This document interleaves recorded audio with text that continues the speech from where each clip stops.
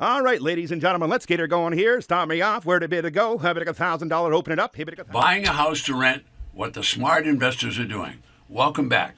I'm Ted Thomas. I've been involved in a subset of the traditional real estate business for the past 30 years. Today's episode is all about buying a house to rent and what the smart investors are doing. In this episode, I'm going to reveal how many of my students are buying tax defaulted real estate for pennies on the dollar, and they buy these properties without a mortgage or a deed of trust loan. So that gives them a head start. They don't have to worry about those payments. Then they rent those properties to other people. Sometimes they even actually sell the properties with a contract of sale and collect installment payments for 10 or 15 years. You'll get some insight here because they don't have a mortgage on the property and they don't have a deed of trust loan. So in this episode, you're going to see someone taking small dollars and then quickly growing it to big dollars because they're purchasing at a tax defaulted auction at the right price. So more than 200 years ago, the legislatures in all of the counties and all of the states in the United States, they passed laws that said property owners must pay property tax. So I'll be right back with some information about that.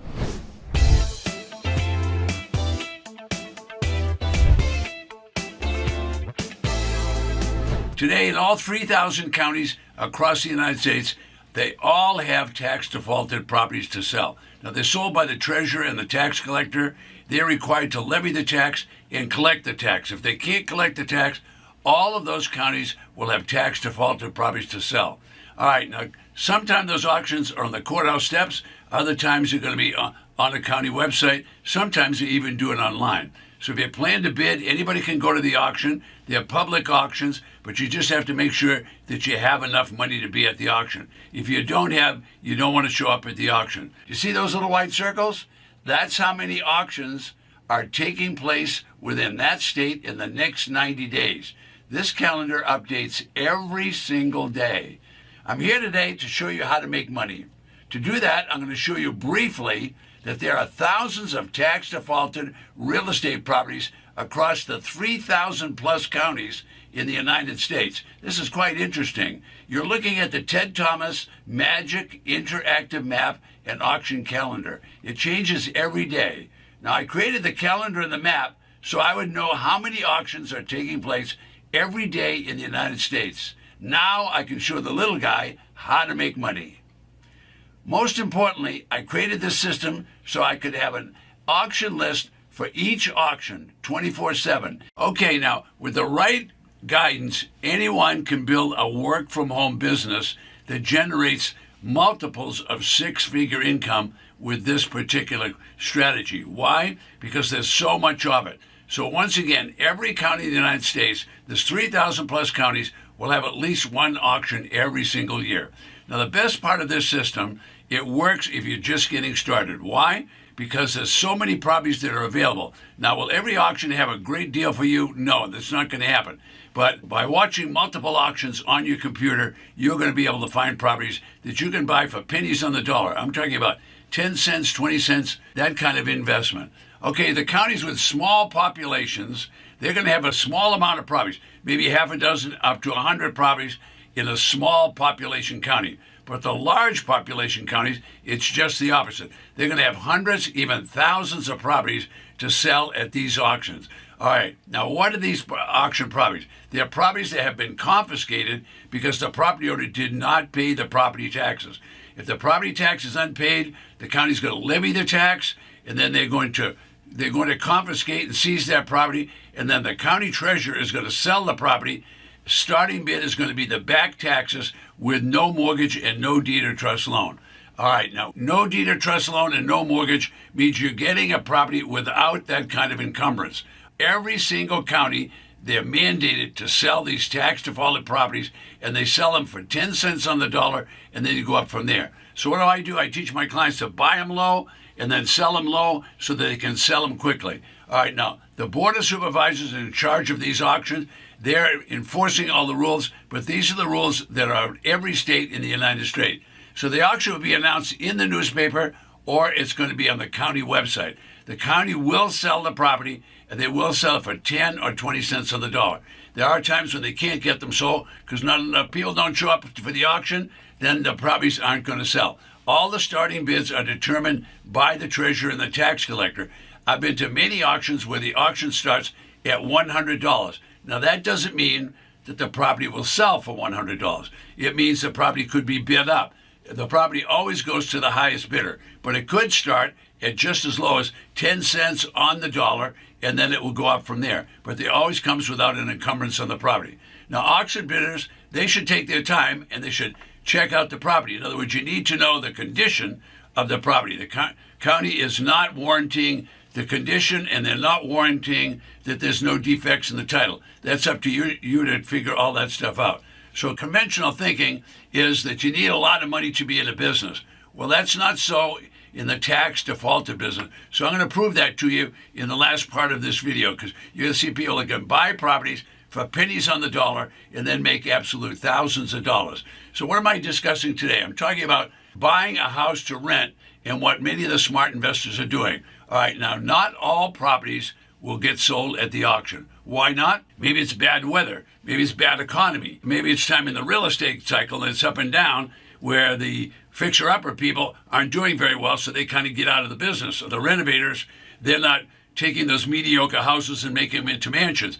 Or maybe it's just there's a bad economy. I've even had people make deals at auctions because it snowed outside and nobody showed up at the auction. All right, so if the property doesn't sell at auction, more than likely the county will put it up for auction. First time that we just mentioned, then a second time, then a third time. They'll try again and again to sell that property. If they can't sell the property, then they're going to remove it from the default list and they're going to put it on another list. Now, what is that other list? Well, it's almost secret. A lot of people don't know about it, but there's another list of properties that the county will have. Now, what is this list? Well, some people call it a surplus lands list. Some people call it a scavenger list, forfeited lands list. There's any kind of name on it. I don't know what it'll be, but basically it's properties that did not sell at the tax defaulted auction, but it's still for sale. All right, so you could actually go to the county, find this list, check it out, and go check the property, and then you could buy it directly from the county without ever even going to the auction. All right, now these properties are in inventory, and the county does want to sell them. You'll find properties on those lists you can buy directly over the counter. All right, so this episode is all about buying a house to rent. Well, what if you get a property for less than 10 cents on the dollar? What if you could buy it with no mortgage and with no deed of trust loan? Well, that's the kind of thing that's going to happen on the surplus lands list. All right, it happens all the time. Now, remember, there's 3,000 counties in the United States.